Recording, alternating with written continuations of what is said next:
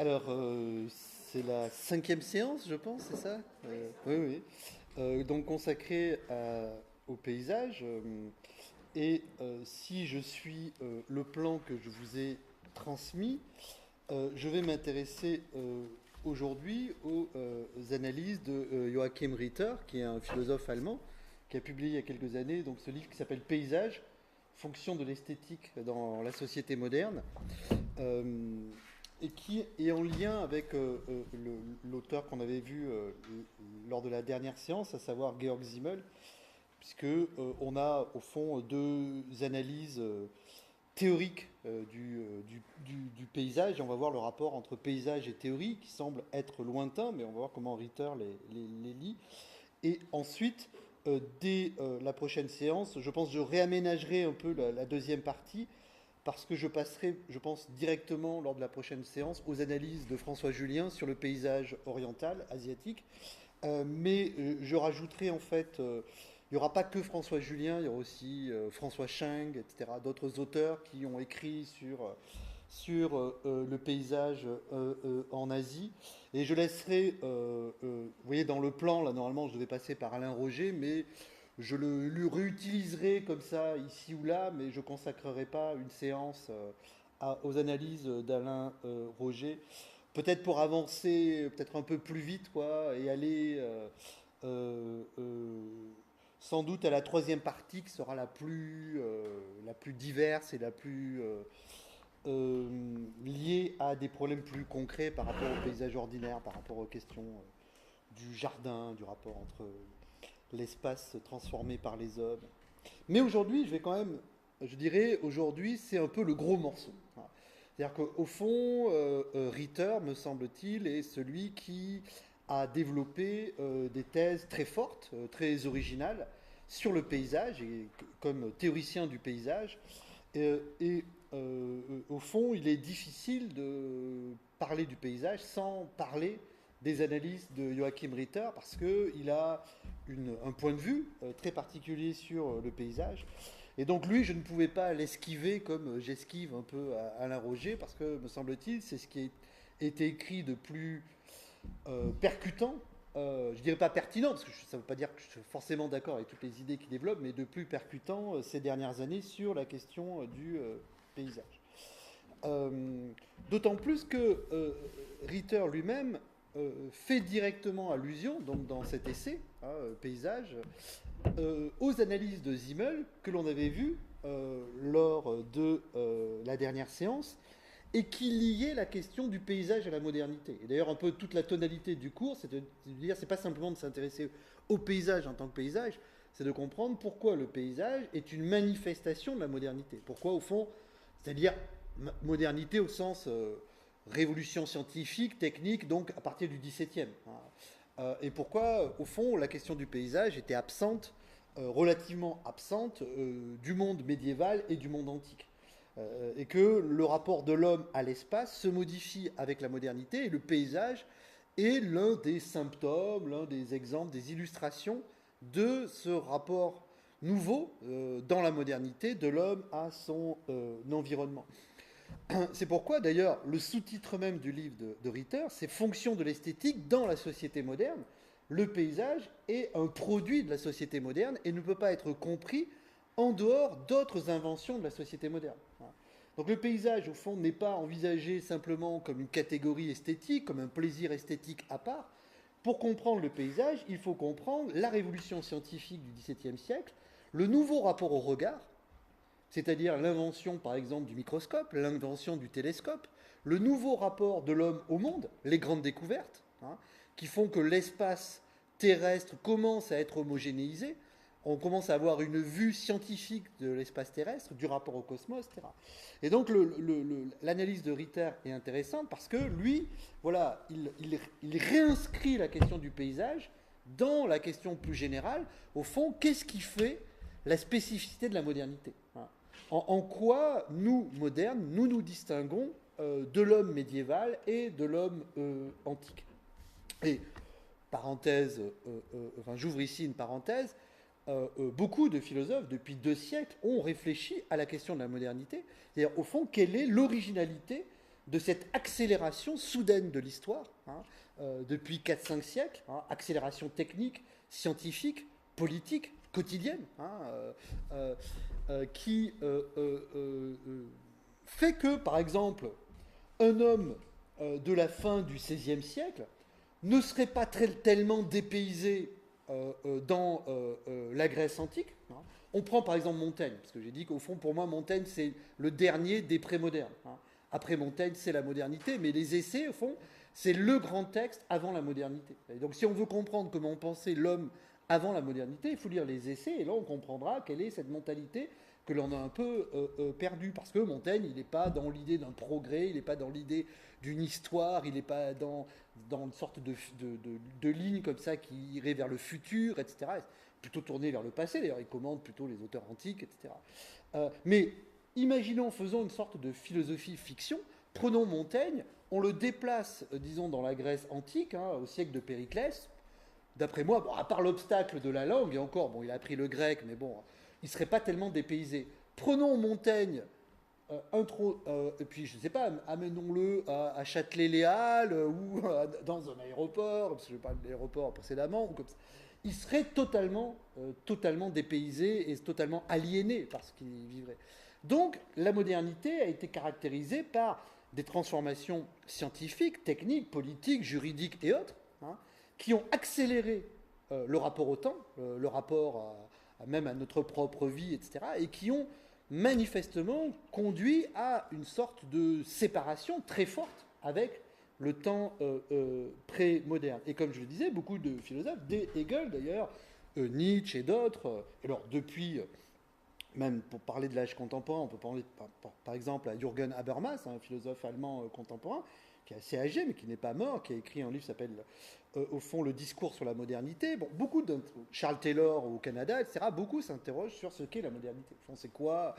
Parce que bien évidemment, on veut essayer de comprendre. Alors, on peut en mettre en avant certaines caractéristiques. Naissance de l'individu, bien évidemment la révolution scientifique, les droits de l'homme, la question de l'autonomie, etc. On voit bien qu'il y a certains traits critiques, très caractéristiques de la modernité, qui n'étaient pas des valeurs ou des besoins des hommes prémodernes. Qu'on va mettre en avant, bien évidemment, l'individualité, les droits de l'individu, etc. Alors, on arrive à cartographier quelque peu ce que serait la modernité. Après, bien évidemment, il peut s'agir aussi de modernité esthétique. Par exemple, chez Baudelaire, c'est lui qui, d'ailleurs, un des premiers à employer ce terme de modernité. Et pour lui, comme vous savez, c'est quoi moderne? C'est, au fond, le contraste entre l'éternel et le fugitif.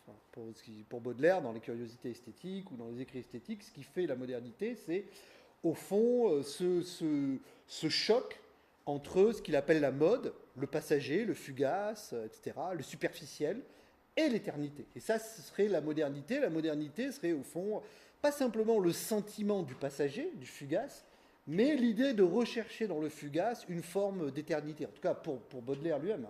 D'où les petits poèmes en prose, des descriptions comme ça des rues de Paris, des passants, etc. Enfin, surtout d'une passante, etc. De chercher comme ça le moment d'éternité dans le fugace. Mais il y a d'autres lectures de la modernité. Pour ma part, je mettrais en avant, comme trait caractéristique de la modernité, la critique. Il me semble que l'un des aspects fondamentaux de l'âge moderne, c'est la critique. C'est-à-dire l'insatisfaction de l'homme face à la vérité. Et que les âges prémodernes se satisfont visiblement plus aisément de dogmes, de vérités qu'ils ne questionnent pas fondamentalement. Alors certes, ça commence déjà à la période grecque, on commence à questionner le mythe au profit du logos, du discours rationnel, etc. Mais avec la modernité, on a une accélération, alors accélération technique, sociale, etc., mais aussi une accélération de l'autocritique qui est, me semble-t-il, l'un des aspects fondamentaux de l'âge critique, de la mentalité moderne. Le moderne, il se caractérise par une insatisfaction par rapport à une vérité donnée. Au fond, il n'accepte plus la vérité donnée par la tradition, par la religion, et il veut, au fond, savoir par lui-même.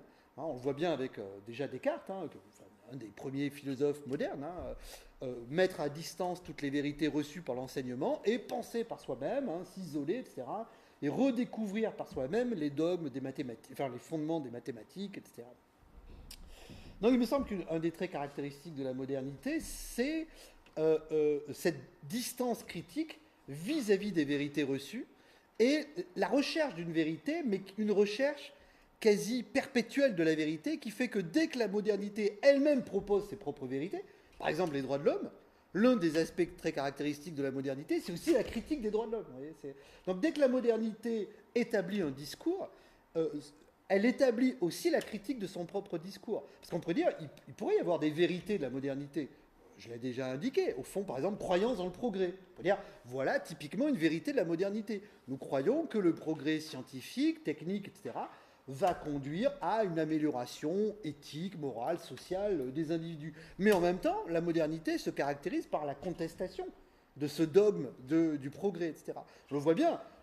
Un des philosophes les plus intéressants, c'est Rousseau, qui est à la fois moderne et anti-moderne, qui est à la fois un philosophe qui initie le mouvement des Lumières et qui va être une sorte de guide spirituel des révolutionnaires de 1789, et en même temps c'est un anti-moderne. Dès son premier essai, il conteste l'idée de progrès technique, social, etc., considérant qu'il n'amènera jamais un progrès véritablement éthique et humain. Mais Rousseau est moderne en cela. C'est-à-dire que même l'anti-moderne, la critique de la modernité est la modernité. Donc, vous voyez, pour ma part, si j'avais comme ça à mettre en avant un trait caractéristique de la modernité, je dirais c'est la criticité, c'est-à-dire le fait d'être critique. C'est-à-dire cette attitude critique hyper développée qui contraste totalement. Alors ça veut pas dire qu'avant, les modernes, on ne pensait pas, on pensait, mais sous une autre forme. On n'était pas tout le temps à vouloir détruire les fondements.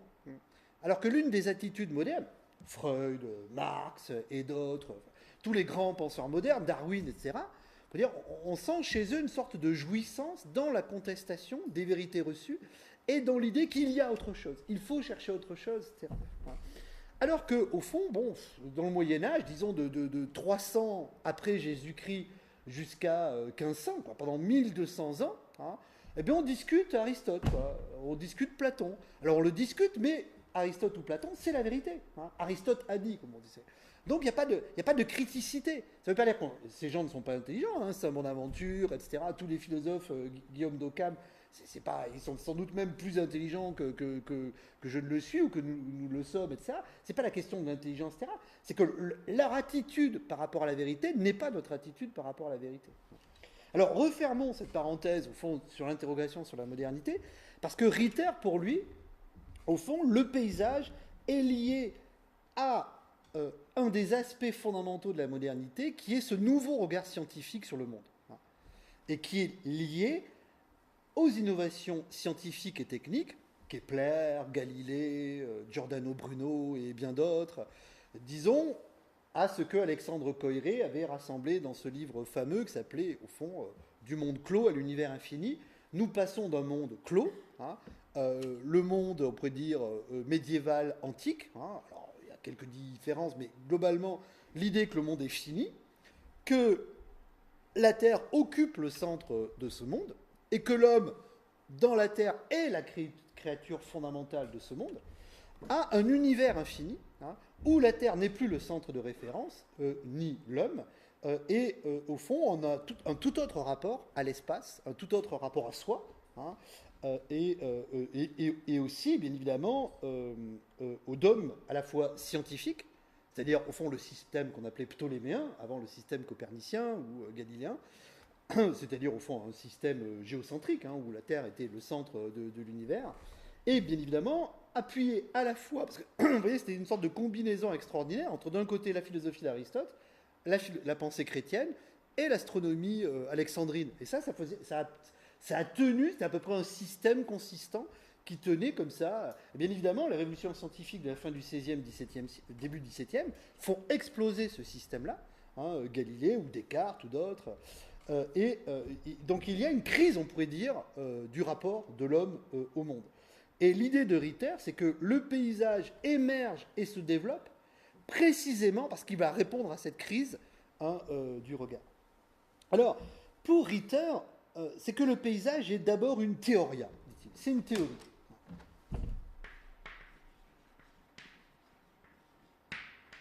Ce qui peut sembler étrange, parce que pour nous, le paysage, c'est plutôt un objet de jouissance, hein, de plaisir esthétique. On n'est pas dans un rapport théorique. C'est-à-dire, les gens peuvent avoir un rapport théorique à l'environnement. Un ingénieur agronome, etc., un géologue, bien évidemment. Vous pouvez vous promener avec un géologue dans le Gers, etc., et il va voir tout autre chose que ce que vous voyez, vous. Hein. Il va commencer à voir, je ne sais pas, j'y connais rien, mais sans doute il va voir des éléments géologiques, etc., propres. Donc, bien évidemment, on peut avoir un regard théorique sur son environnement. Et de fait, il y a des sciences comme la géologie, etc., comme principalement, ou même la géographie, etc., qui vont développer ce regard théorique sur l'environnement. Mais pour nous, le paysage, d'abord, n'est pas théorique, il est esthétique. Pour nous, le paysage est d'abord, au fond, l'expression d'un plaisir que les hommes prennent à contempler hein, des morceaux d'espace hein, qu'ils trouvent jolis, pittoresques, sublimes, ou autre chose. Mais ce n'est pas théorique. Il nous semblerait que si on regardait le paysage comme théorie, on perdrait le paysage. Il y aurait une sorte d'antinomie entre, au fond, le paysage et la théorie. Or, pour autant, Ritter va montrer qu'il y a une connivence intime entre la théorie et le paysage. Hein. Et que le paysage, certes, est une délectation esthétique, mais c'est une théoria. Alors, pour comprendre ceci, il faut revenir à l'origine du terme théoria et ce qu'il signifie en grec. Au départ, chez les Grecs, théoria, bien évidemment, signifie vision, vue. Et une vue qui essaie, alors il y a différents termes pour dire ce qu'est la vue, hein, oxys, etc. Mais disons, c'est une vue qui veut saisir la globalité. Donc c'est une vue qui a, au fond, une ambition de totalité. Donc elle veut saisir cette totalité, et Ritter indique que les premières occurrences du terme de théoria, c'est très souvent théoria tou cosmou, c'est-à-dire vision du monde. Vision du monde. Par exemple, chez les penseurs qu'on appelle pré-socratiques, donc avant Socrate, qui étaient au fond comme Anaximandre, etc., Héraclite ou autres, qui au fond développaient une philosophie qui était une analyse du cosmos. C'est quoi le cosmos? Donc ils observent le cosmos, et l'un dit l'élément fondamental c'est le feu, l'autre l'eau, etc. Donc les premiers philosophes s'intéressent d'abord au cosmos. Ce sont au fond des cosmothéoros, c'est-à-dire ils observent le monde. Socrate, ça va être très différent. Socrate ne s'intéresse pas du tout au cosmos. Dans les dialogues platoniciens où Socrate apparaît, Socrate s'intéresse aux hommes, à la cité. Le cosmos, ça ne l'intéresse pas. D'ailleurs, au début de la République, peut-être le texte le plus fameux de Platon, Socrate dit, mais moi, ce qui m'intéresse, c'est les hommes et la cité. Le ciel, les étoiles, le cosmos, etc., ça ne m'intéresse pas. Mais c'est une attitude très révolutionnaire pour un penseur grec. Parce que les penseurs grecs avant Socrate, c'est pour ça qu'on les nomme présocratiques, eux, ils s'intéressent essentiellement au cosmos. Le premier, c'est Thalès. C'est Thalès. Vous connaissez tous l'anecdote fameuse de Thalès qui observait le ciel et qui, un soir, tombe dans un puits parce qu'il était en train d'observer les étoiles et sa servante, ce qu'on appelait la servante de Thrace, alors peut-être qu'elle venait de Thrace ou pas, qui est une région de la Macédoine, enfin, c'est plutôt la Bulgarie actuelle d'ailleurs, se moque de lui en lui disant « Mais toi qui te prétends savant, qui observe les étoiles, tu n'es même pas capable de regarder devant tes pieds, puisque tu es tombé comme ça dans un puits, etc. » Mais, alors en fait, certains penseurs ont essayé de montrer qu'au fond, ce puits n'était pas tout à fait anodin, parce que justement, les Grecs construisaient des puits pour observer les étoiles. C'est-à-dire, ils descendaient dans un puits, vous voyez, pour en quelque sorte, presque pour éviter les lumières parasites, et donc il y avait des puits spéciaux pour observer. Donc ce n'était pas un vulgaire puits. Parce que, évidemment, s'il était tombé dans un puits, ce serait noyé. Donc l'anecdote serait un peu bizarre. Hein. Donc visiblement, c'était quand même un puits d'observation, mais visiblement, il ne pouvait plus sortir de ce puits. Donc il a appelé sa servante pour l'aider, etc. Mais ce que je veux dire par là, c'est que Thalès, qui est considéré dans l'histoire de la philosophie comme le premier philosophe, c'est lui-même un cosmothéoros, c'est-à-dire un observateur du monde. Il regarde le monde, il s'intéresse au monde. Donc la première motivation, c'est de contempler le monde ou la nature dans sa totalité.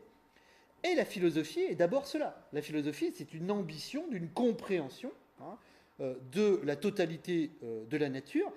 Et bien évidemment, la deuxième caractéristique, c'est d'expliquer ou de comprendre cette totalité à partir d'éléments qui ne soient plus des éléments mythologiques. Parce que bien évidemment, bien évidemment, on peut observer le monde, mais l'expliquer à partir de la mythologie. Ce que fait Homère, mais surtout Hésiode, dans la Théogonie, où il explique que le monde, par exemple le ciel, donc Uranus ou l'eau, etc., sont des dieux. Lui, il a une explication théogonique, c'est-à-dire une naissance des dieux. Ce qui est naissance, au fond, il faudrait dire une théocosmogonie, parce que c'est une naissance du monde à partir des dieux. Donc, bien évidemment, il peut y avoir une explication mythologique. Mais la spécificité des philosophes, c'est qu'ils écartent la mythologie. Donc, ce n'est pas simplement qu'ils observent le monde, ils observent le monde, mais leur manière de comprendre le monde est anti-mythologique. C'est-à-dire qu'ils refusent l'explication mythologique. Ils ne font pas appel à l'explication mythologique. Donc pour comprendre ce qu'est le ciel, il n'y a pas besoin de dire que c'est le lieu où siègent les dieux, ou que telle étoile est... Alors bien évidemment, après, dans les noms, c'est Andromède, etc. Il y a encore les références mythologiques, mais elles n'ont plus cours. Donc ils essaient d'observer le monde, et de le comprendre à partir de quoi? D'abord à partir des éléments. C'est-à-dire des éléments naturels. L'eau, la terre, le feu, etc. Ou leurs combinaisons. Anaxagore, c'est des homéomères, etc. C'est des combinaisons d'éléments, etc. Mais leur première explication, c'est d'ailleurs qu'on dit que l'esprit scientifique naît à ce moment-là, parce qu'il y a une sorte d'explication qui se veut rationnelle à partir du logos, de la raison, et non plus à partir du mythos, du mythe. Donc la théoria, c'est d'abord, vous voyez, cette contemplation théorique de la nature. On dit, mais là, on est encore loin du paysage. Dans la Grèce, oui, il y a de la théoria, mais ça reste quand même une approche scientifique, théorique, et il n'y a pas de sens esthétique. Alors, Ritter ajoute une deuxième nuance du terme théoria. Chez les Grecs, il dit théoria, ça veut d'abord dire donc cette contemplation, cette observation, on peut dire théorique, où on recherche, mais ça signifie aussi une fête et un spectacle, en grec. On peut employer le terme de théoria comme fête, comme spectacle, et donc c'est plus simplement une contemplation théorique à notre sens, mais ça devient une contemplation plutôt plaisante. Parce que bien évidemment, lorsqu'on va à un spectacle ou une fête, c'est pas on n'a pas un rapport théorique, on n'est pas là en train d'analyser, tiens, comment il a fait ceci, etc. Bien évidemment, nous, on veut prendre du plaisir au spectacle, etc. Donc ce que remarque Ritter, c'est que le terme de théoria, même dans la Grèce antique, n'est pas purement théorique. Il y a aussi une nuance, on pourrait dire, ludique, plaisante, qui serait l'idée de fête et de spectacle. D'ailleurs, dit Ritter, il se peut même que ces premiers philosophes, regardant le monde, donc, aient vu le monde aussi comme un spectacle. Pourquoi? Parce que le terme, par exemple, de monde en grec, cosmos, ça signifie à la fois l'ordre, un ordre, et ça signifie à la fois quelque chose qui est beau, plaisant, et même comme quelque chose comme un ornement, qu'on retrouverait par exemple le terme de cosmétique. C'est la racine cosmos. La cosmétique, ça ne renvoie pas au cosmos, ça renvoie à l'ornement. Donc déjà dans le terme de cosmos, chez les Grecs, le cosmos, le monde, n'est pas qu'un ordre, c'est aussi un ordre qui est beau, qui est plaisant, qui procure du plaisir.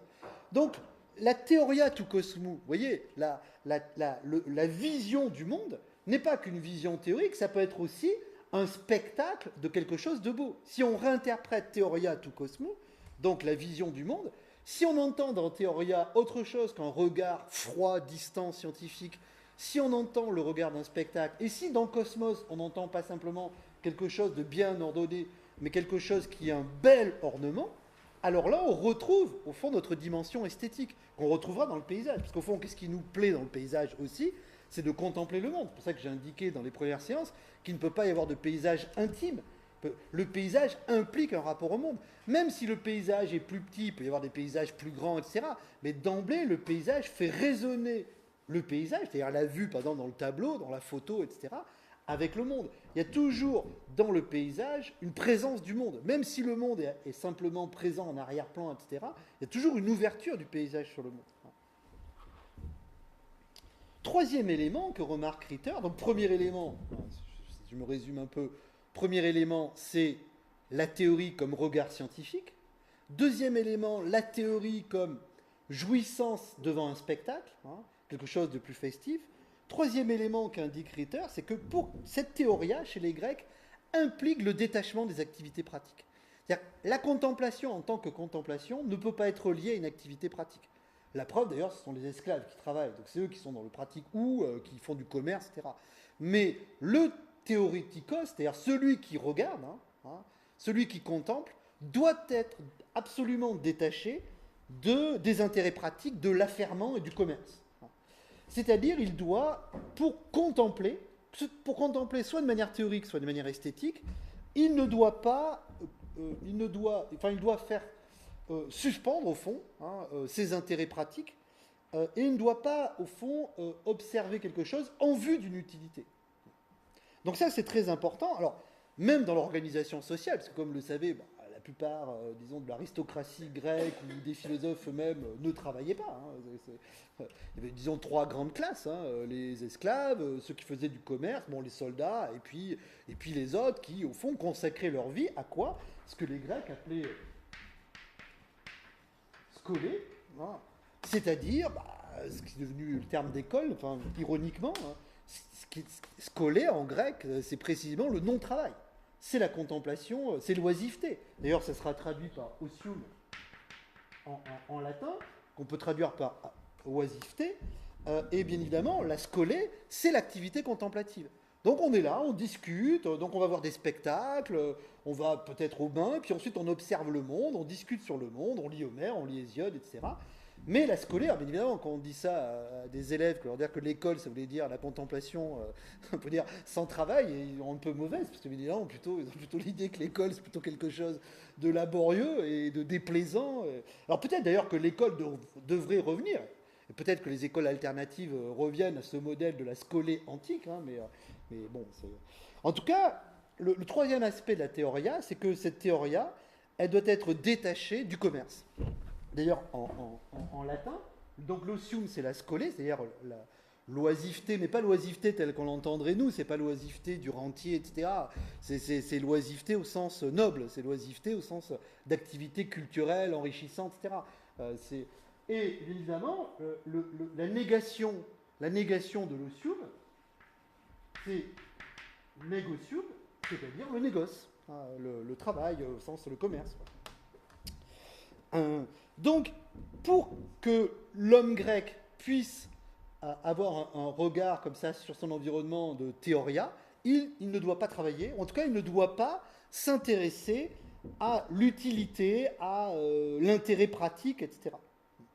Ce que l'on avait vu d'ailleurs quand on avait vu l'ascension du mont Ventoux par Pétrarque, il n'y a aucune utilité. Enfin, il décide de gravir le mont Ventoux, de voir ce qu'on voit d'en haut, etc., par un pur plaisir, et non pas par la recherche d'un intérêt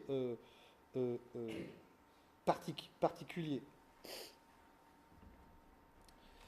La preuve, dit Ritter, c'est que pendant très longtemps, ceux qui ont un rapport d'intérêt avec l'environnement, notamment l'environnement naturel, sont quasiment réfractaires à la théoria du paysage. Et Ritter cite le paysan. Et bien évidemment, on a beaucoup de textes, notamment au XVIIe, XVIIIe, XIXe siècle, où il commence à y avoir une sorte de... Parce qu'il n'y a pas simplement que le paysage comme contemplation d'un tableau. Bon, après le XIXe siècle, les photos arrivent. Mais les gens qui contemplent des tableaux ou des gravures vont se déplacer ensuite pour aller voir ces paysages. Donc le paysage va produire un tourisme du paysage. Par exemple les Alpes, ou la mer, etc. Donc le paysage n'est pas... Le paysage implique aussi autre chose que le paysage. Et dans ces récits de voyage, de ces gens qui vont commencer à aller dans la montagne, commencer au bord de mer, bien évidemment, à chaque fois, ils disent qu'ils rencontrent le paysan du coin, qui ne comprend pas pourquoi ils viennent voir ça, qui lui trouve ça absolument sans intérêt, ou qui ne voit justement que son intérêt, son absence d'intérêt. C'est-à-dire dans le paysage alpin. Donc ce que veut dire ici Ritter, c'est que l'homme rural, le paysan qui travaille la terre dans son environnement, lui a un intérêt pour son environnement, donc il ne peut pas avoir d'intérêt pour le paysage. Il ne peut pas, comme il est pris dans l'intérêt pratique, il ne peut pas développer un sens esthétique du paysage. Historiquement, évidemment, ça ne veut pas dire qu'ils ne l'ont pas développé depuis, parce qu'on n'est quand même pas... on est multiple, hein, on n'est pas lié simplement à une fonction. Donc le paysan n'est pas que paysan, il peut aussi regarder son environnement d'un regard esthétique, mais originellement, au fond, l'homme rural n'a aucun intérêt pour le paysage. Pour lui, c'est un élément absolument étranger.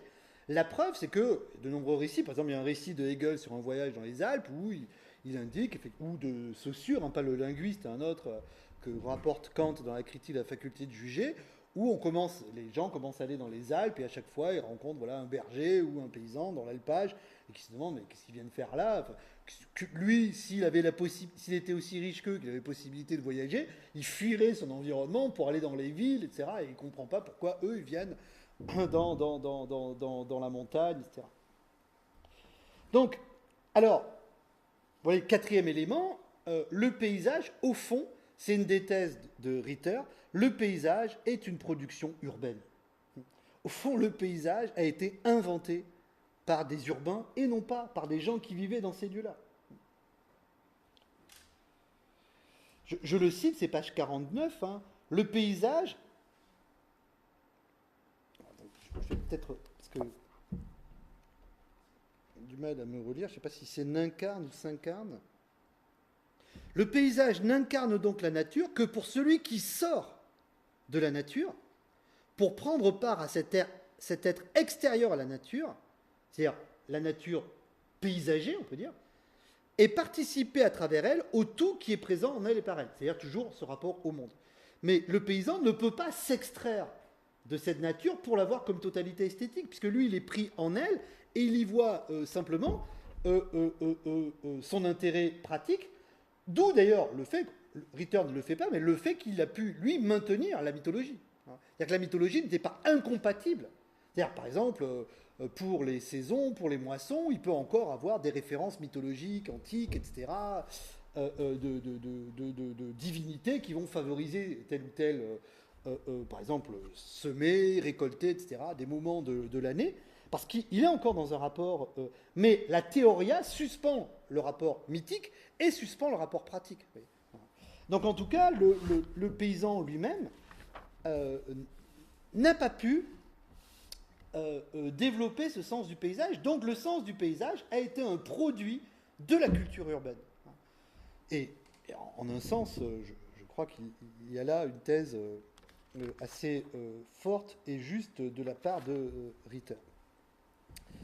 Alors voyons maintenant que ce préambule est... Voyons concrètement comment, à partir du XVIIe siècle, cette théoria, qui est à la fois une théoria du monde, hein, un regard sur le monde, un regard spectaculaire, un regard non intéressé et un regard qui n'est pas rural, a pu se développer à l'âge moderne et comment, au fond, il a pu émerger. Parce que dit Ritter, le paysage n'est pas le seul instrument d'observation de la totalité.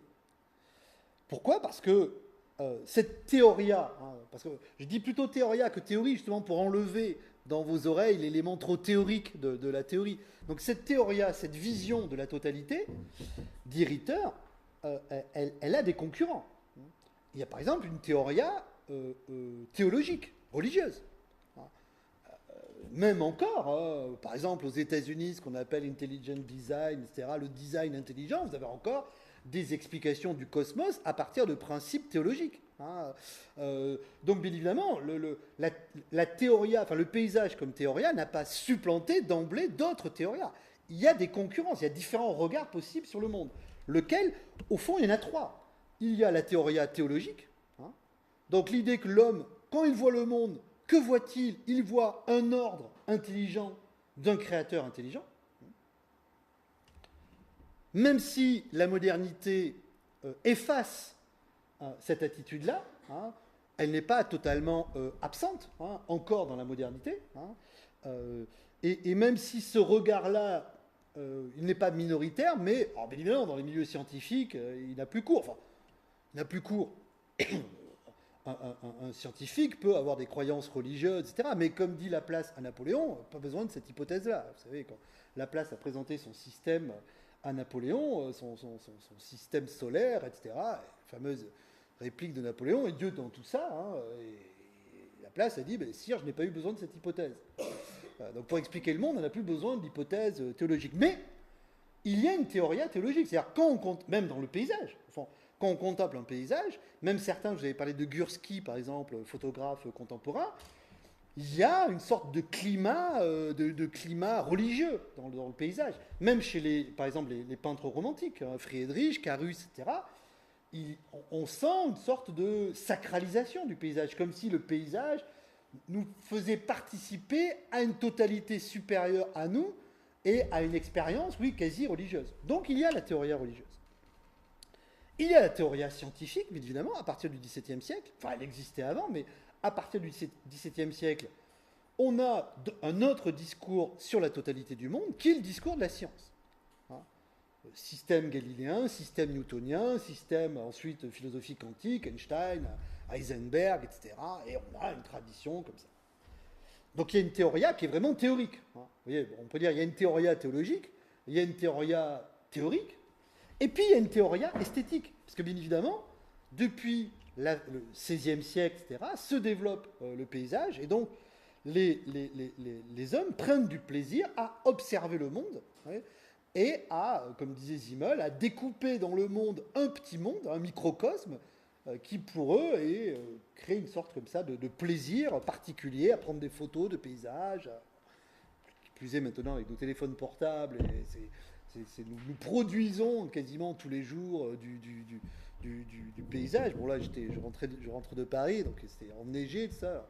J'ai essayé de prendre du train, quoi, bon, c'était totalement raté, etc. Mais bien évidemment, une sorte de pulsion comme ça. Nous aussi, on veut empaysager, on peut dire. On veut produire du paysage. Alors, comment le paysage comme théoria va-t-il s'imposer ou se distinguer de la théoria théologique et de la théoria scientifique? Parce que, bien évidemment, le paysage, enfin, la contemplation du paysage n'est pas scientifique. Alors, il peut y avoir, bien évidemment, il peut y avoir un usage du paysage dans une perspective scientifique, ou en tout cas dans une perspective théorique. C'est-à-dire, on voit bien pourquoi la NASA envoie des je sais pas comment on appelle ça, enfin, c'est comme Hubble, etc., enfin, des engins comme ça pour prendre des photos de Mars, etc. Alors nous, on peut voir ces photos du sol de Mars, on a des paysages, une dernière qui a été envoyée très récemment, ce sont des paysages impressionnants, magnifiques, etc. Évidemment, leur but à eux, c'est pas un but esthétique, hein, c'est un but théorique. C'est-à-dire qu'il s'agit d'analyser la composition géologique, etc. Puis ensuite, par des prélèvements du sol, de la composition chimique du sol, de l'air, etc. Mais de fait, on voit bien que ça peut être mélangé. Et d'ailleurs, tout est mélangé. D'ailleurs, même dans le paysage, quand je disais qu'il fallait suspendre des intérêts pratiques, c'est pas comme si on les suspendait et puis ça disparaissait totalement. Bien évidemment, cet intérêt pratique peut revenir. La preuve, la pulsion à prendre une photo pour la présenter, pour la montrer, peut-être pour l'utiliser, etc. Donc, il ne faut jamais croire que parce qu'il y a comme ça, on distingue les choses. Dans la réalité, les choses sont aussi distinguées que le philosophe les distingue. Le philosophe les distingue parce qu'il essaie de clarifier, de séparer, etc., pour comprendre comment ça marche. Mais bien évidemment, la réalité elle-même est un magma. Hein, donc tout est... alors, ce n'est pas un chaos, mais enfin, c'est beaucoup moins différencié que les différenciations philosophiques. Ce qui est sûr pour Ritter, c'est que, dit-il, il y a une forme nouvelle. Il y a une forme nouvelle qui apparaît, c'est le paysage, parce qu'avant la naissance du paysage, on regardait le monde, mais au fond, il y avait deux regards sur le monde, le regard mythologique religieux et le regard du scientifique. Hein. Avec le paysage, il y a un troisième regard qui émerge. Parce qu'effectivement, quand on regarde l'art médiéval, il n'y a quasiment aucun paysage. Quand on regarde la littérature médiévale, il n'y a aucune description de paysage. Est-ce à dire que l'homme médiéval ne regardait pas son environnement? Bien sûr que non, il devait le regarder, il n'était pas aveugle. Hein. Il devait voir, et puis il y avait les mêmes paysages spectaculaires. Hein. Il y avait des falaises, il y avait des campagnes magnifiques, il y avait des montagnes, il y avait des chutes d'eau, des gouffres, etc. Le paysage, on peut dire géographique, était le même. Mais on n'a aucune trace hein. On n'a rien, on n'a même pas 3 lignes, on n'a même pas un tableau, etc. J'ai dit, ça commence un peu avec des enluminures, etc. hein, mais c'est à peine, et encore, c'est au fond, c'est esquissé, etc. Ce qui est sûr, donc cette forme nouvelle n'était pas là. Elle émerge véritablement avec le XVIe, XVIIe siècle. Donc ce qui intéresse Ritter, c'est pourquoi elle émerge. Alors bien évidemment, sa thèse, vous la devinez peut-être, c'est que au fond, le paysage émerge comme une forme de compensation esthétique de l'émergence du regard théorique scientifique.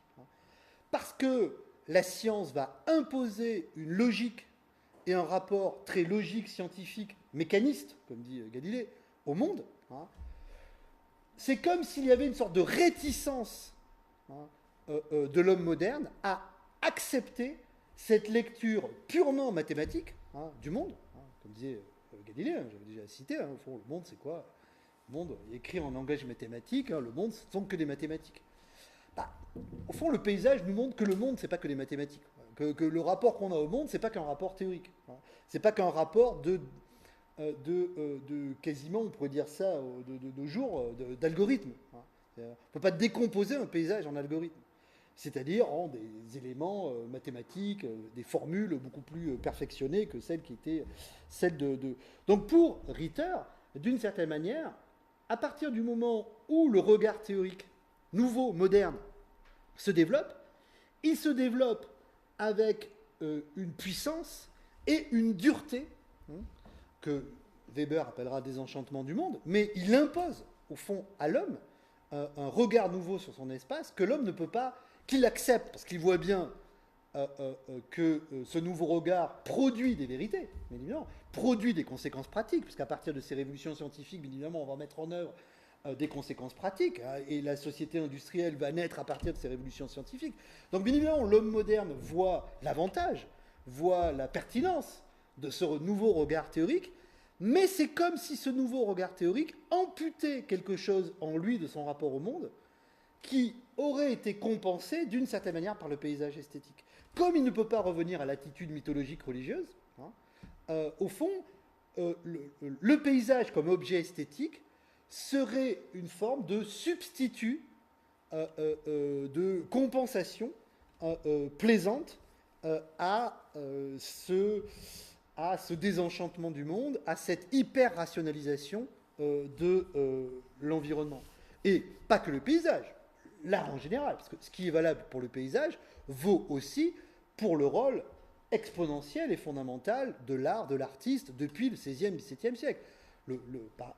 L'âge médiéval ne connaît pas ce fétichisme de l'artiste et ce fétichisme de l'œuvre.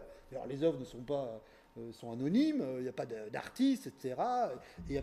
Et on vénère les œuvres essentiellement comme des expressions religieuses, mais pas comme des expressions esthétiques. Donc c'est pas que l'art du paysage qui est... C'est pour ça, dit Ritter, qu'au fond, Pétrarque, dont j'ai parlé, a échoué dans sa perspective, car au fond, le paysage s'est autonomisé, a conquis son autonomie vis-à-vis de la sphère religieuse. Vous savez, on avait vu le texte de Pétrarque où à la fin, quand même, il dit, mais il vaut mieux que je m'intéresse à la religion plutôt que au paysage, c'est presque un plaisir païen. Et quand on commence à lire en haut du mont Ventoux Saint-Augustin, c'est pour se dire que la véritable vérité, enfin la vérité, pléonasme, la vérité est intérieure et non pas extérieure, et qu'il y a quelque chose qui est, oui, quasiment blasphématoire dans le plaisir du paysage, parce que je ne peux pas prendre du... Voilà. Bien sûr, il y a un intermédiaire. Si le paysage est le produit de Dieu, etc., prenant du plaisir au paysage, je prends aussi du plaisir. Mais globalement, il y avait une réticence de Pétrarque. Or, au fond, pour Ritter, le paysage ne dit rien. Enfin, en tant qu'objet esthétique, il n'apprend rien de manière théorique. Donc, ce n'est pas un regard théorique. Mais ce n'est pas non plus un regard religieux. Et c'est pourquoi, au fond, Pétrarque en reste encore à une attitude médiévale. C'est-à-dire, il veut encore avoir une théoria théologique. Il veut voir le monde d'un point de vue théologique et pas simplement d'un point de vue esthétique. Or, ce que dit Ritter, c'est qu'une des caractéristiques de la modernité, c'est l'autonomie de l'art. Là, va se séparer de la religion, de la théorie et de la sphère pratique pour constituer une sphère à part. Alors bien évidemment, ensuite, qui va avoir ses propres institutions, son marché, etc. Mais là, va conquérir une autonomie qu'elle n'avait pas auparavant, où elle était au service essentiellement d'ailleurs, soit comme divertissement léger, ou donc, par exemple, on pense au théâtre médiéval, etc., soit bien évidemment au service de la religion. Ce qui intéresse aussi Ritter, comme Simmel, c'est le rapport à la nature. J'ai souvent parlé d'environnement, mais parlons plutôt de nature. C'est que la révolution scientifique est aussi une révolution technique. Et ce que voient les hommes du XVIIe siècle, c'est que ce nouveau regard théorique, galiléen, cartésien, copernicien, newtonien, bon, c'est fin XVIIe, sur la nature, va impliquer une transformation technique de la nature. Et ça, ils en sont tous très conscients. Même un texte, par exemple, de vous, Roger Bacon, etc., où d'emblée, il voit les transformations techniques, scientifiques, etc. Ce que je veux dire par là, c'est que, au fond, on assiste, c'est un nouveau regard sur la nature, mais avec l'idée que la nature n'est plus véritablement la nature. C'est-à-dire qu'il y aurait, chez les modernes, déjà une sorte d'intuition mélancolique de la fin de la nature. Au fond, la nature, dans le monde médiéval et dans le monde antique, elle demeure, elle est l'éternel. C'est, les Grecs disent, c'est ae, c'est l'éternel. C'est ce qui ne bouge pas. La nature, ça se répète, il y aura des cycles, mais c'est l'éternel. Et l'âge médiéval, la nature est aussi éternelle, parce que d'une certaine manière, même si le monde a été créé, mais bon, elle a une sorte de stabilité, et la nature est clairement distinguée de la culture, de la technique, etc. Ritter se dit, avec la révolution scientifique du XVIIe siècle, d'emblée, tout le monde a le pressentiment que ces révolutions vont conduire à une transformation technique, puis un siècle plus tard, industrielle de la nature. Et le paysage, non seulement serait une compensation de ce regard théorique, mais le paysage aussi, d'emblée, serait mélancolique. Parce que le paysage anticiperait, c'est-à-dire nous prendre, si j'essaie de m'expliquer de manière plus claire, pourquoi d'emblée le paysage a séduit, ces vues de la nature ont séduit au XVIIe, XVIIIe siècle, c'est comme si les hommes avaient pressenti que ce qu'ils contemplaient là allait disparaître. Et donc le paysage est empreint de mélancolie.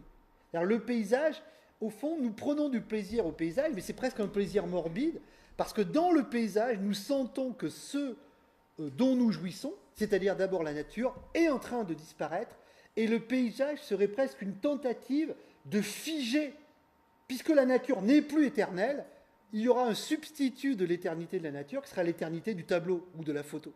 Et ça, Ritter développe cette idée-là, c'est qu'au fond, cette nouvelle forme, comme il dit, le paysage pictural, et ensuite le paysage photographique au XIXe siècle, aurait d'emblée eu un succès populaire, etc., par le biais de gravures, dans les almanachs, etc. Les gens commencent à prendre comme si ils voyaient que la nature telle qu'ils la connaissaient commençait à être transformée par ces révolutions scientifiques et techniques, et que le paysage était une tentative désespérée d'arrêter le temps, d'arrêter l'histoire. Ce qu'il est peut-être encore.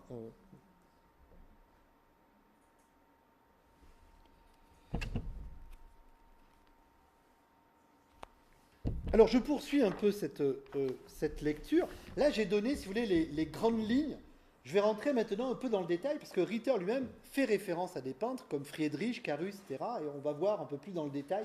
Mais là, je vous ai donné, on peut dire, le cheminement de sa pensée. C'est-à-dire, au fond, les étapes fondamentales de son raisonnement et de sa thèse, si l'on veut, enfin, articulée en différentes thèses. Donc, le paysage sera un regard, au fond, qui cohabiterait avec le regard scientifique, mais qui ne serait pas un regard scientifique, mais qui serait quand même une théoria, regard non pratique, regard du cosmos, regard urbain, et regard mélancolique. regard mélancolique. Comme si, au fond, c'est pour ça qu'au départ, les paysages sont des paysages naturels. Ensuite, je parlerai dans les prochaines séances des paysages urbains, ou périurbains, etc. Mais de fait, lorsqu'on regarde la production paysagère du XVIe, XVIIe, XVIIIe siècle, c'est essentiellement des paysages naturels. Et Ritter se demande pourquoi. Et d'ailleurs, il cite un poème de Schiller sur la ville, etc. Et il voit que peu à peu, le paysage va devenir un paysage urbain. Mais au départ, c'est un paysage naturel. Et il se demande pourquoi cette obsession de la nature. Et alors qu'au même moment, les hommes commencent à sentir ou à percevoir que cette nature va disparaître comme nature. Déjà, elle disparaît parce qu'au fond, elle n'est rien d'autre que des mathématiques. Donc il y a une sorte de nature cachée qui est les fondements mathématiques de la nature. Donc la nature que l'on voit serait superficielle, le fondement serait les structures mathématiques de la nature. Alors ça serait une sorte de disparition purement théorique, mais il y a une disparition concrète, ce qui est le fait que ces révolutions scientifiques embrayent directement avec des révolutions techniques qui vont transformer par les transports, par l'exploitation industrielle, etc., la nature, et qui fait que dès le début du 19e siècle, on commence à imaginer des réserves naturelles, des parcs naturels, pour préserver la nature du développement démographique, du développement industriel, du développement du transport, etc. Et le paysage, au fond, serait quasiment, on pourrait parler de nostalgie du futur. Au fond, le paysage, c'est comme si on projetait dans le futur un regard nostalgique. C'est-à-dire, certes, la nature au XVIIe, XVIIIe siècle n'est pas encore transformée, il n'y a pas encore eu d'industrialisation, mais c'est comme, on le voit très bien dans les textes de Diderot, quand il écrit sur les salons, sur le paysage, c'est comme si les hommes anticipaient, au fond, la disparition de ce qu'ils sont en train de voir. Et j'en parlais pour l'art des jardins, par exemple. Pourquoi l'art des jardins explose au XVIIIe siècle? Bien évidemment pour ça, parce qu'on veut... L'art des jardins est une sorte de technique quasiment religieuse de vouloir préserver un bout de nature non contaminé, comme si l'homme voulait reproduire le cosmos qui disparaît, etc. Et évidemment, c'est absolument vain, c'est d'où le caractère mélancolique, mais ce n'est pas une mélancolie tournée vers le passé, c'est une mélancolie tournée, c'est une sorte... Bon, dans les temps de la langue française, c'est du futur antérieur. C'est-à-dire que vous vous projetez dans le futur en regardant à partir du futur le présent qui va disparaître. C'est-à-dire, bien évidemment, la nature n'a pas encore été transformée, mais quand on voit un paysage du XVIIe siècle, quand l'homme du XVIIe, XVIIIe siècle voit le paysage, c'est comme s'il pressentait que dans le futur, ce paysage qu'il voit n'existerait plus, d'où son plaisir à contempler le paysage, comme si, d'une certaine manière, il voulait conserver, prélever, extraire. On avait vu avec Zimmel cette idée d'extraction du paysage, c'est d'abord une extraction, et presque momifier la nature dans le paysage. D'où, et Ritter insiste, d'où le caractère, oui, mélancolique, nostalgique, pathologique du paysage. Et on le voit bien quand je parlais de cette extension avec les applications, les comptes Flickr et d'autres, Instagram, etc. La production de paysages, n'y a-t-il pas là une sorte de pulsion de répétition au sens freudien, morbide, qui témoigne d'une pulsion de mort, d'accumuler comme ça des vues de paysages, parce que comme si on voulait... préserver, et ensuite on fera des petits hôtels, parce que les paysages auront disparu, on mettra ces petites photos, etc., de paysages, comme si au fond on voulait sauver ce paysage en train de disparaître en le saisissant dans le paysage pictural. Et Ritter, me semble-t-il, voit bien ce fond mélancolique qui émerge dans cette théoria esthétique. Alors, puisque je vais juste quand même développer un ou deux points, puis je poursuivrai lors de la prochaine séance, parce que je ne voudrais pas faire des séances trop longues non plus, ce qui fait que je déborderai un peu avec Ritter, et à chaque fois j'ai conçu, peut-être, mais comme j'ai fait une longue digression sur la modernité, voyons maintenant, appliquons les thèses de Ritter à l'histoire du paysage. Voyons si ça colle, comme on dit, pour dire de manière un peu populaire. Est-ce que ça convient? Est-ce que ces thèses-là, c'est toujours le travail philosophique, c'est ça, c'est de proposer des thèses. Maintenant, est-ce que ces thèses-là, est-ce qu'elles nous permettent de mieux comprendre la réalité? qu'une autre théorie. C'est ça le travail philosophique, c'est à la fois de questionner et de proposer des hypothèses de travail et de voir si, en les mettant en application, cette hypothèse de travail va produire des choses plus pertinentes. Donc essayons de... Alors Ritter le fait lui-même, bien évidemment, dans son texte. Essayons de voir comment, au fond, il applique ses propres... Sa théorie de la théorie, on peut dire sa théorie de la théoria, à l'histoire concrète du paysage. Et voyons la naissance du paysage. Alors, Ritter dit, c'est quoi le paysage? Il donne une définition, après tout, partons d'une définition, parce que souvent le travail philosophique, c'est quand même partir d'une définition. Le paysage, c'est la nature esthétiquement présente, donc c'est pas la nature en tant que nature, c'est la nature en tant qu'elle est présente sous forme esthétique, se montrant à un être qui la contemple en éprouvant des sentiments.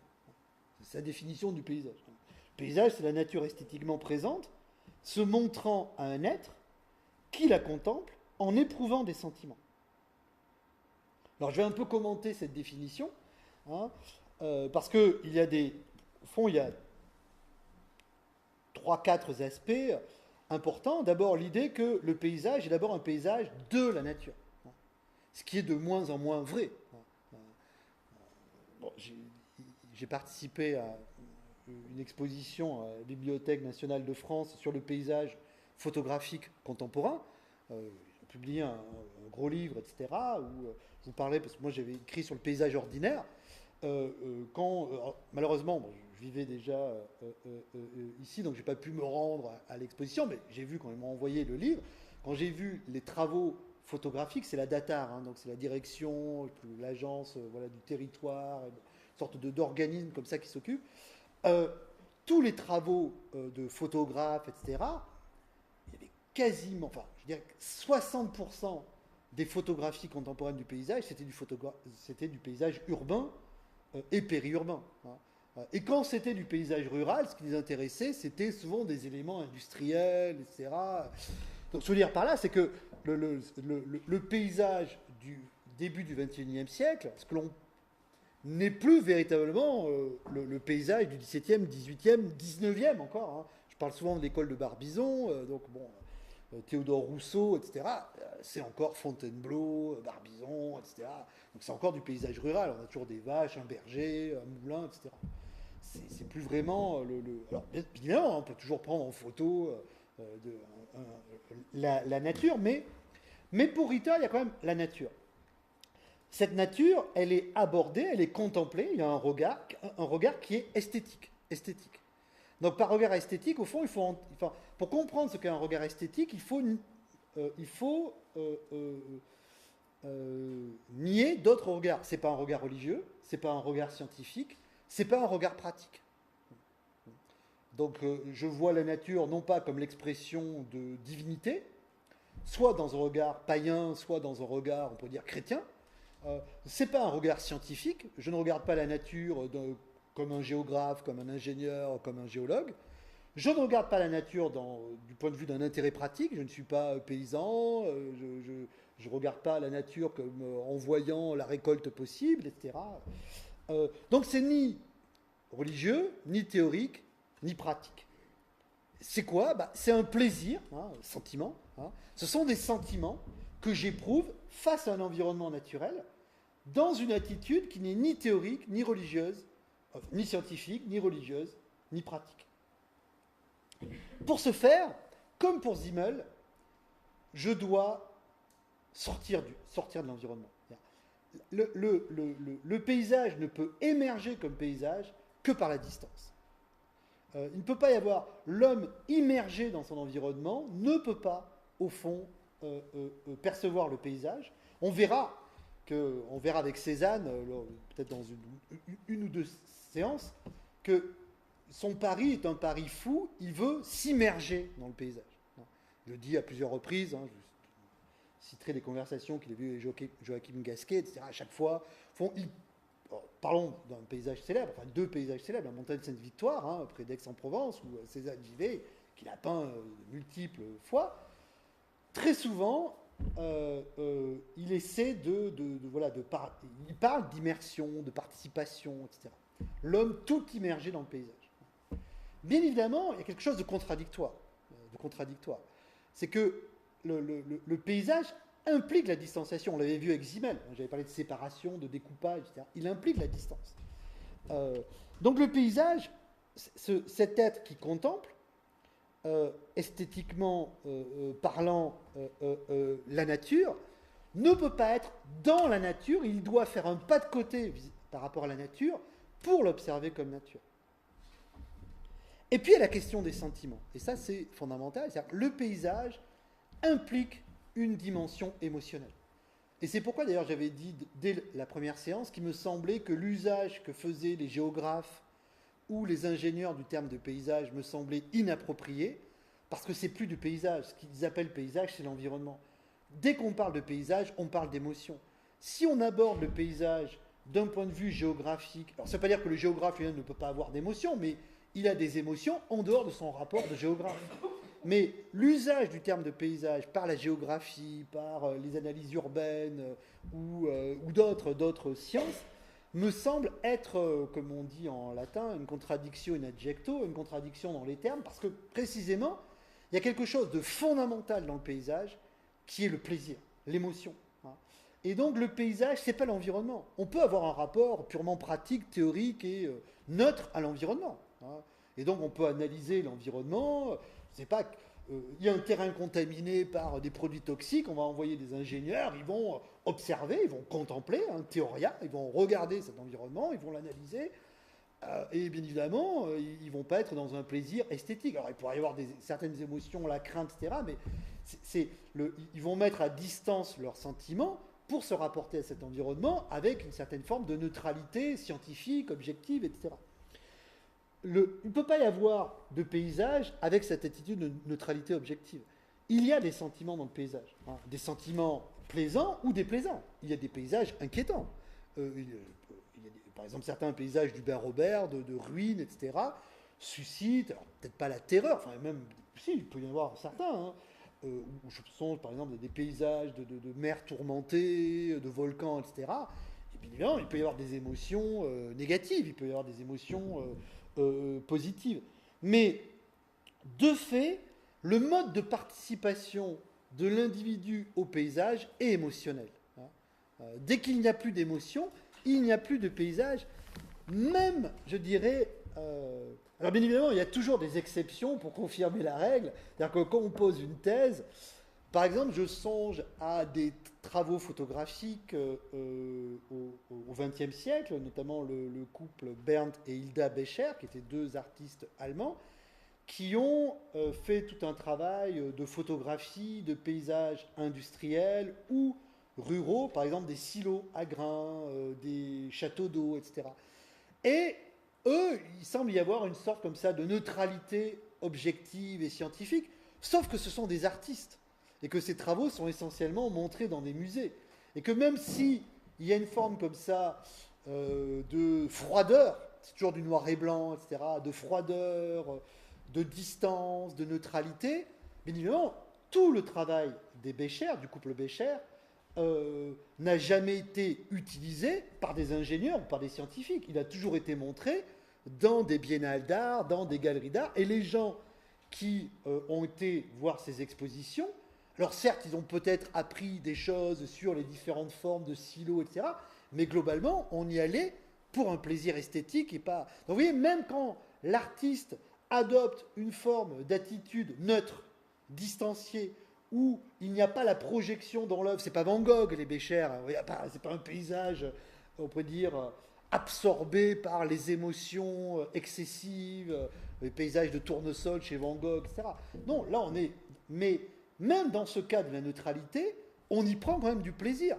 C'est-à-dire, il y a une sorte d'art minimaliste, conceptuel, où on a une forme de plaisir à contempler ces œuvres que vous pouvez voir, par exemple, Caroline est en train de montrer, qui sont des photographies d'art, et qui ne sont pas dans un travail scientifique. Alors après, peut-être c'est une forme de répertoire.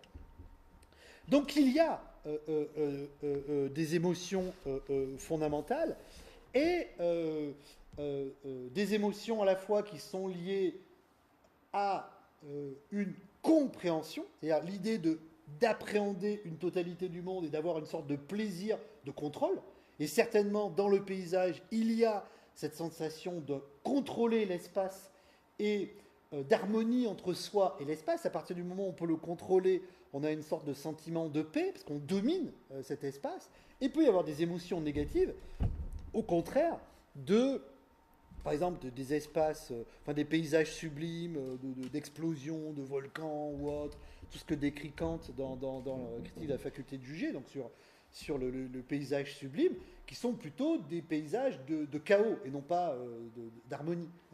Mais dans les deux cas, qu'il y ait des émotions plaisantes ou des émotions déplaisantes, il y a des émotions. Et puis, je dirais, il y a une émotion cachée qui est celle que Ritter indiquait, à savoir la mélancolie.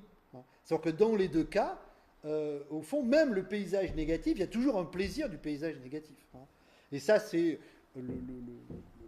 Lucrèce dans De la nature des choses, donc ce texte, ce poème philosophique inspiré par Épicure, avait déjà évoqué le cas de celui qui voit le naufrage d'un bateau dans une mer déchaînée, qui lui se trouve sur la falaise et qui en même temps éprouve de la peine pour les naufragés et en même temps une sorte de plaisir grandiose face au spectacle du naufrage.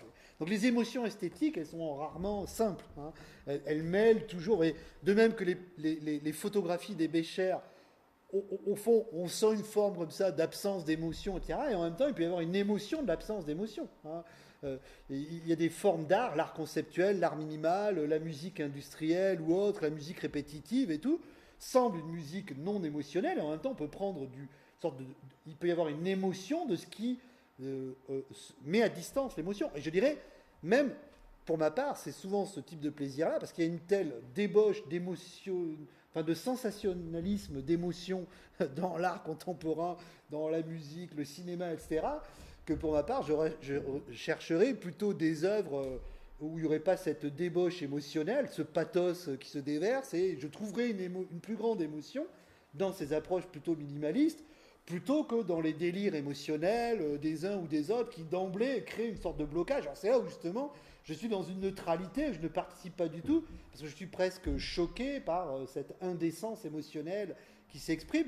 Donc des œuvres qui, comme celles des Bécher ou d'autres, ou le cinéma de Wim Wenders par exemple, enfin les premiers, je pense à Alice dans les villes, etc., qui sont des films comme ça où il ne semble pas y avoir véritablement d'émotion, noir et blanc.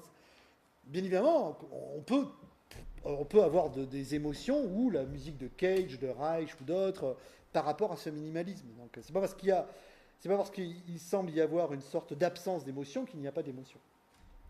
Je m'arrête là, parce que j'ai parlé plus d'une heure, et puis je reprendrai quand même la prochaine fois quelques éléments, le caractère un peu paradoxal, parce que Ritter insiste beaucoup sur le paradoxe du paysage, parler de ce paradoxe pour finir un peu ces analyses, et puis j'enchaînerai sur le paysage asiatique, qui nous montrera, avec les analyses de Julien, de François Chang, d'Henri Maldinet, etc., un tout autre regard, une toute autre théoria par rapport à l'environnement naturel, même si, contrairement à ce que fait Julien, on essaiera quand même de voir des points de comparaison. Julien ayant tendance à opposer frontalement le regard occidental, regard asiatique, s'apercevra qu'au fond, il y a dans l'art occidental, dans la pensée occidentale, des choses qui ne sont pas si éloignées de la lecture que fait Julien, par exemple, du paysage chinois, c'est-à-dire en fait du montagne haut, parce que